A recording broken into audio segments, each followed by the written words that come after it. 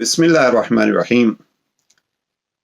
आज के सेशन में अली अलैहिस्सलाम और सिफ़ात इलाही के उन्वान से कुछ गुजारिशात पेश करनी है और एक नया मौजू लेके आपकी खिदमत में आए हैं और दुआ कीजिए। वो मौजू ये है कि हम नहजुल बलागा के खुतबात को अव्वल से आखिर तक आप सामीन की खिदमत में पेश कर सकें।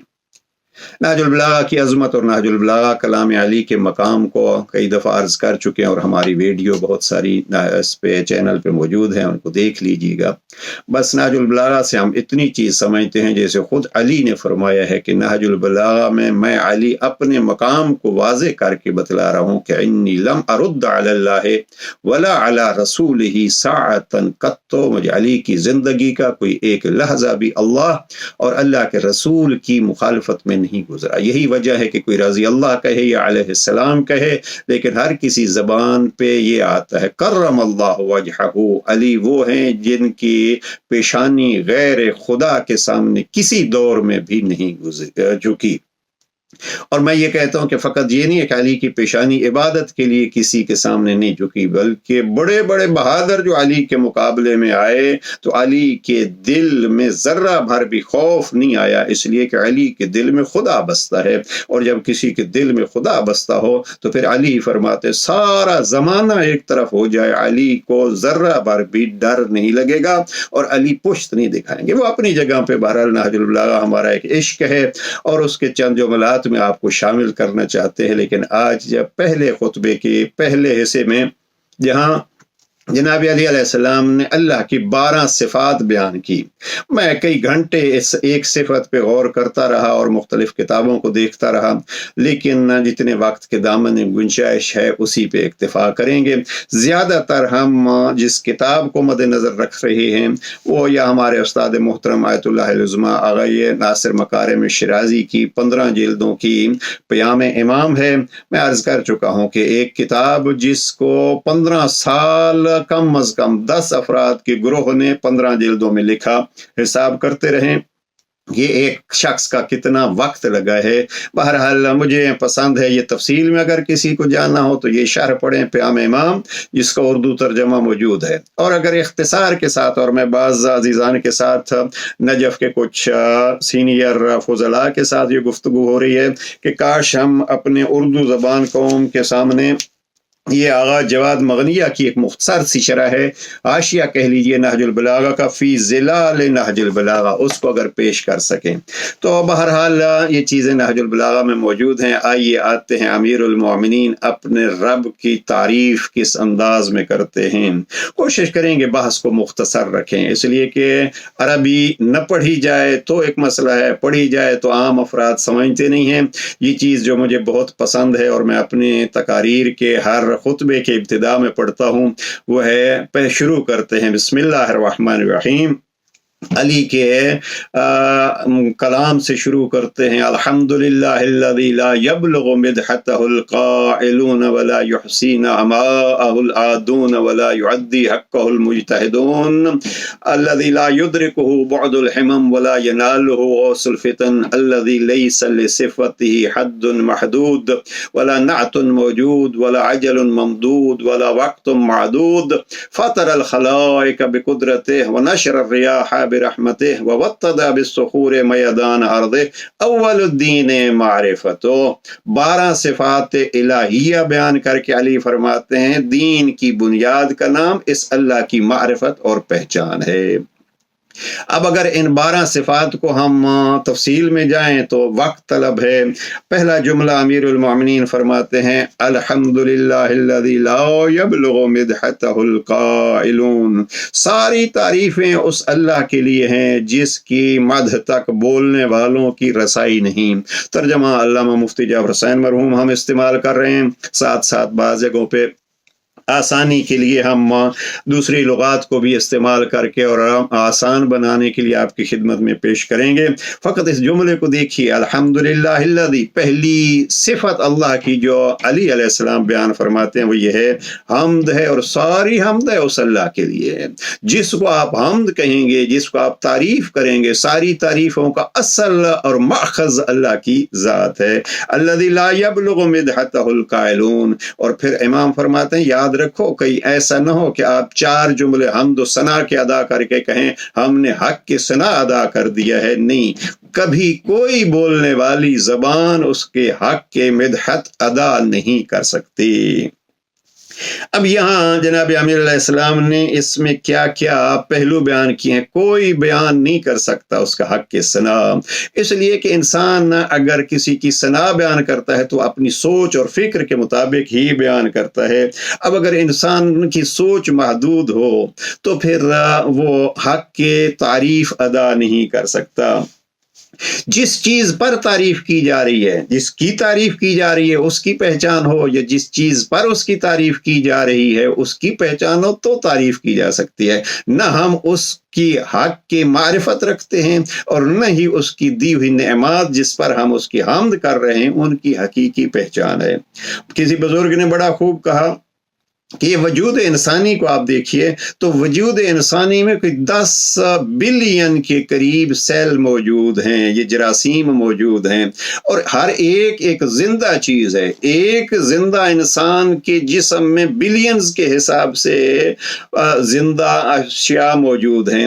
اور ایسے یہ ہے کہ اگر کوئی کم ہو جائے تو بھی بیمار، اگر کسی میں اضافہ ہو جائے تو بھی بیمار. اب ان کی پہچان اور اس کو اس خالق نے کیسے خلق کیا ہے ہم ان کو نہیں پہچان سکتے. ایک جگہ پہ مور کے خطبے میں اور ٹڈی کے بارے میں جناب امیر علیہ السلام فرماتے ہیں انسان تو اپنے آپ کو پہچان، اگر اس کی ایک مخلوق کی تعریف نہیں کر سکتا تو اس خالق کی تعریف کیسے کر سکے گا. بہرحال اس حمد کو یاد رکھیے. بس اسی جملہ حمد پہ اگر رک جائیں تو پھر بات طویل ہو جائے گی. جناب امیر علیہ السلام نے نہج البلاغہ کے ایک مقام پر ارشاد فرمایا ہے کہ وَلَا يَحْمَدُ حَامِدٌ إِلَّا رَبَّهُ. حمد اگر ہو سکتی ہے، یہ خطبہ 16 کے آخر میں ہے کہ حمد کرنے والے صرف اپنے پروردگار کی حمد کرے. اب اگر لائق حمد ہے تو وہ پروردگار ہے. پھر دوسروں کی تعریف ہوگی، علی کی تعریف ہوگی. کس بیس پہ تعریف ہوگی؟ اس لیے کہ علی اللہ کا ہے. نبی کی تعریف ہوگی تو کس لیے ہوگی؟ اللہ کی وجہ سے. تو حمد کرنے والے حقیقی حمد اللہ کی کرتے ہیں اور پھر ان کی تعریف ہو جاتی ہے جو اللہ کے ہیں.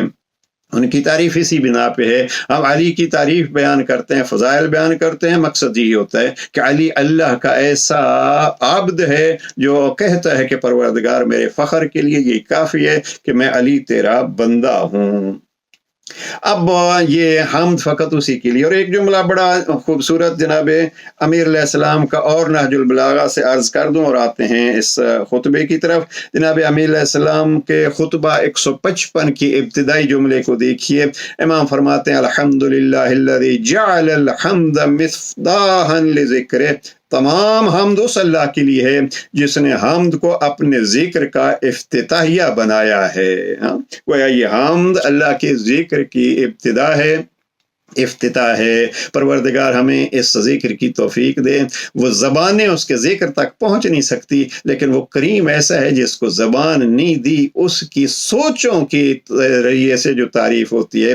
گونگوں کو کبھی نماز پڑھتے ہوئے دیکھا ہے؟ میں سمجھتا ہوں کہ ہم بڑے قرأت کے ساتھ اور بڑے اہتمام کے ساتھ الحمد کہتے ہیں اور وہ پتہ نہیں قبول ہوگی یا نہیں. لیکن جس کو زبان ہی نہیں دی، یقیناً جب وہ اپنی بے زبانی میں، ہم نے دیکھا ہے گونگے افراد کو کیسے وہ نماز پڑھتے ہیں، لفظ ادا نہیں کر سکتے لیکن ایک ادائیگی کا ڈھنگ بناتے ہیں. میں کہتا ہوں اس کو بھی قبول کرنے والا اللہ ہے، اس لیے کہ وہ ہر چیز اس کی تسبیح کرتی ہے. تسبیح میں خود حمد بھی آتی ہے.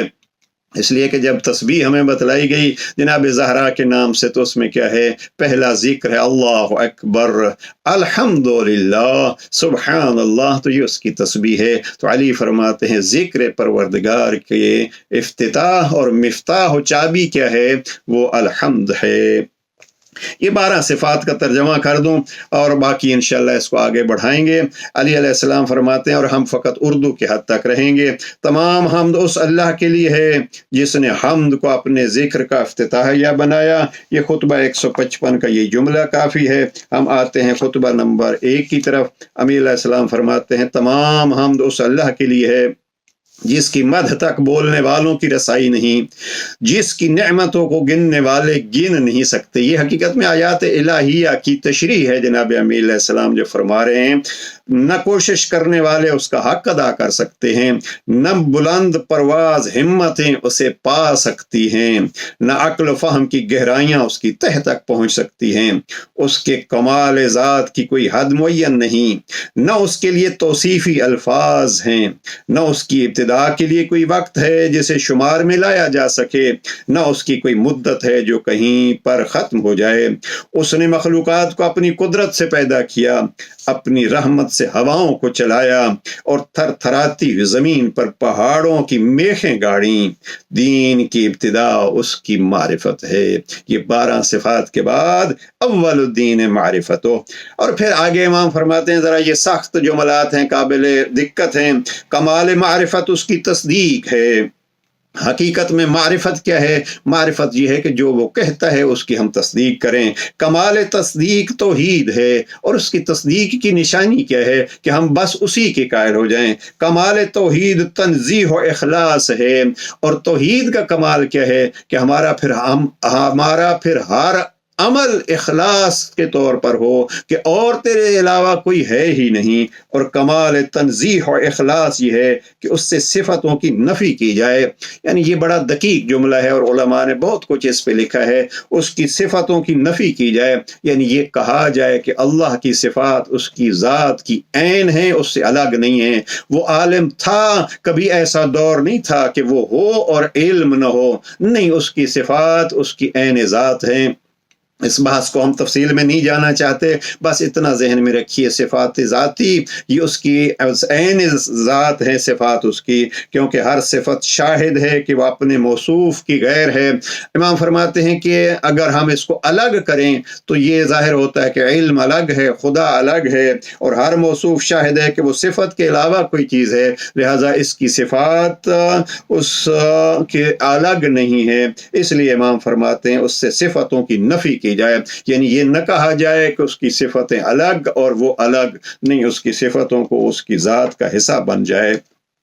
لہذا جس نے ذات الہی کے علاوہ صفات مانے، اس نے ذات کا ایک دوسرا ساتھی مان لیا، اور جس نے اس کی ذات کا کوئی اور ساتھی مانا، اس نے دوئی پیدا کی، اور جس نے دوئی پیدا کی اس نے اللہ کے لیے اس کے لیے جز بنا ڈالا، اور جو اس کے لیے اجزاء کا قائل ہوا وہ اس سے بے خبر رہا، اور جو اس سے بے خبر رہا اس نے اسے قابل اشارہ سمجھا، اور جس نے اسے قابل اشارہ سمجھ لیا اس نے اس کی حد بندی کر دی۔ سبحان اللہ! علی نے یہاں گویا جسم کی نفی کس انداز میں کی ہے کہ جس نے قابل اشارہ سمجھا، اس اشارے کے لیے وہ کوئی طرف ہوتی ہے، تو اس نے رب کو محدود کر دیا، حد بندی کر دی، اور جو اسے محدود سمجھا وہ اسے دوسری چیزوں ہی کی قطار میں لے آیا، اور جس نے یہ کہا کہ وہ کس چیز میں ہے اس نے اسے کسی شے کے ضمن میں فرض کر لیا، اور جس نے یہ کہا کہ وہ کس چیز پر ہے اس نے اور جگہیں اس سے خالی سمجھ لیں۔ یہ ایک بحث ہوتی ہے کہ وہ عرش پر ہے، عرش پر ہے تو گویا دوسری جگہیں اس سے خالی ہیں، نہیں، یہ ایک نمونہ ہے، اور عرش کی بحث الگ ہے۔ اب یہ ترجمہ علامہ مفتی جعفر حسین مرحوم فرماتے ہیں، مجھے یہ جملہ بہت پسند آیا اور مجھے لطف آیا یہ ترجمہ کرتے ہوئے۔ وہ کیا ہے؟ کائن لا عن حدث، وہ ہے ہوا نہیں، وہ ہے ہوا نہیں۔ یہ علامہ مفتی جعفر حسین مرحوم فرماتے تھے پورے نہج البلاغہ میں جب میں نے یہ ترجمہ کیا تو مجھے بہت لطف آیا کہ مجھے اللہ نے یہ توفیق دی اس انداز میں علی کے کلام کا یہ ترجمہ کیا جائے، وہ ہے ہوا نہیں، یعنی کبھی ایسے نہیں ہے کہ نہیں تھا اور پھر نہیں ہونے سے ہوا ہے، موجود ہے مگر عدم سے وجود میں نہیں آیا۔ وہ ہر شے کے ساتھ ہے، نہ جسمانی اتصال کی طرح، وہ ہر چیز سے علیحدہ ہے، نہ جسمانی دوری کے طور پر۔ وہ فاعل ہے لیکن حرکات و آلات کا محتاج نہیں۔ وہ اس وقت بھی دیکھنے والا تھا جبکہ مخلوقات میں کوئی چیز دکھائی دینے والی نہ تھی۔ سبحان اللہ! یہ ہے وہ صفات جو علی اللہ کے بیان کر رہے ہیں۔ وہ یگانہ ہے اس لیے کہ اس کا کوئی ساتھی ہی نہیں ہے کہ جس سے وہ مانوس ہو اور اسے کھو کر پریشان ہو جائے۔ اس نے پہل خلق کو ایجاد کیا بغیر کسی فکر کی جلانی کے، میرے خیال میں یہاں صفات کا ایک سلسلہ مکمل ہوا۔ ابھی اللہ سبحانہ و تعالیٰ نے مخلوق کو کیسے پیدا کیا یہ علی نے بتلایا۔ انشاءاللہ ہم کوشش کریں گے اس کو اگلے سیشن میں آپ کی خدمت میں پیش کریں۔ اگر کسی عزیز کو کوئی سوال ہو یا کسی خاص موضوع پہ گفتگو درکار ہو تو کمنٹس میں لکھیے۔ انشاءاللہ نہج البلاغہ کی خدمت کے طور پر ہم آپ کی خدمت کے لیے بھی حاضر ہیں۔ پروردگار کلام علی کو سمجھنے کی توفیق نصیب فرمائے، اور جیسے پھر علی چاہتے ہیں اس انسان کامل کے مطابق ہماری زندگیوں کو ڈھالنے کی ہمیں ہمت عطا فرمائے۔ والسلام علیکم ورحمۃ اللہ۔